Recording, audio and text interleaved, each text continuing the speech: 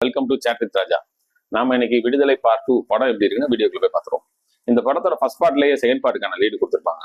எதோட முடிச்சிருப்பாங்கன்னா, நார்மலா constable come டிரைவரா இருக்க சூரி பெருமாள் வாத்தியார் அப்படின்ற ஒரு தேடப்படும் குற்றவாளியை அரெஸ்ட் பண்ணி கூட்டிட்டு வரதோட ஃபர்ஸ்ட் பார்ட் முடிச்சிருப்பாங்க.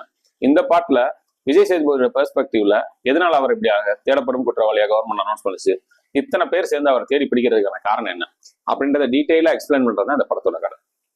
ஃபர்ஸ்ட் இந்த படத்தோட பாசிட்டிவ்ஸ் என்னன்னு பார்த்தோம்னா, கேஸ்ட் அண்ட் குரூங்க. விஜய் சேதுபதியா இருக்கட்டும், மஞ்சு வாரியாரா இருக்கட்டும், கௌதம் மேனன் கொடுத்து சின்ன சின்ன ரோல் பண்ண எல்லாருமே சூப்பர்வா பண்ணியிருக்காங்க.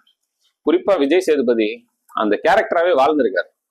ஒரு மஞ்சு வாரியோட லவ் ப்ரப்போஸ் பண்ற சீன் வரும், அந்த சீன்லலாம் அப்படி அருமையா நடிச்சிருக்காரு.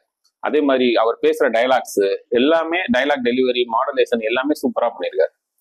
குறிப்பா சோளக்காட்டுக்குள்ள ஒரு ஸ்டென் சீக்வன்ஸ் வரும் நைட்டு, அதுல அந்த பிஜிஎம்க்கு ஏற்ற மாதிரி அவரோட ஃபைட்டு, அவரோட ஃபேஸ் ரியாக்ஷன் எல்லாமே அல்டிமேட்டா இருக்கு. மஞ்சு வாரியர் ஹேர் கட் பண்ணிட்டு நார்மலா ஒரு ஹீரோயின் மாதிரி வராம அந்த ஹேர் கட் பண்ணதுக்கு பின்னாடி என்ன காரணம் இருக்கு அப்படின்றத இந்த படத்துல டிஸ்கிரைப் பண்ண விதம் நல்லா இருந்துச்சு. டோட்டலா இந்த படத்துல கொடுத்துக்கிட்ட கேஸ்ட் அண்ட் குரூ சூப்பரா பண்ணியிருக்காங்க. நல்ல செலெக்ஷன். குறிப்பா வெற்றிவேலோட சினிமோட்டோகிராஃபி படத்துல அங்கங்க கூஸ் பம்ப்ஸ் வர மாதிரி சினிமோட்டோகிராஃபி பண்ணியிருக்காரு. இளையராஜாவோட பேக்ரவுண்ட் மியூசிக்கு ரொம்ப பெருசா சொல்லிக்கிற அளவு இல்ல, பாட்டும் படத்தோட ரொம்ப கனெக்ட் ஆன மாதிரி எனக்கு ஒரு ஃபீல் கொடுக்கல. குறிப்பா இந்த படத்துல பெரிய டிராபேக் என்னன்னா, ஃபர்ஸ்ட் ஆஃப் தாங்க ஓவர் கிரிஞ்சா இருந்துச்சு.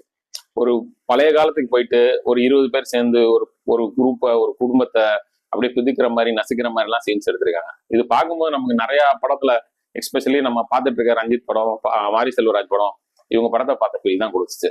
ரொம்ப ஆவரேஜான ஃபர்ஸ்ட் ஹாஃப்ங்க. ஃபர்ஸ்ட் ஹாஃப் பார்த்து முடிச்சுட்டு செகண்ட் ஹாஃப் எப்படா வரும்னு ஆயிடுச்சு.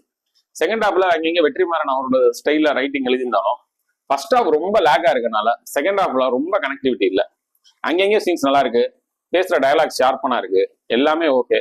பட் படம் என்னை பொறுத்த வரையும் ஒரு ஆவரேஜ் வர்ஸ் தான். பெரிய எக்ஸ்பெக்டேஷனா தியேட்டர் ரிலீஸ் ஆகி நம்மளோட எக்ஸ்பெக்டேஷனை ஃபுல்ஃபில் பண்ணிச்சான்னு கேட்டா இல்ல. படத்துல ஃபர்ஸ்ட் ஹாஃப்க்கும் இதுக்கும் கம்பேர் பண்ணி பார்த்தோம்னா அதுக்கு நம்ம 8.5 மார்க் கொடுத்தோம்னா இதுக்கு ஜஸ்ட் 4.5 கொடுக்கலாம், அவ்வளவுதான். இந்த படத்தை தியேட்டர்ல போய் பார்க்கலாமா வேணாமான்னு டிசைட் பண்ண வேண்டியது நீங்க தான். தேங்க்யூ.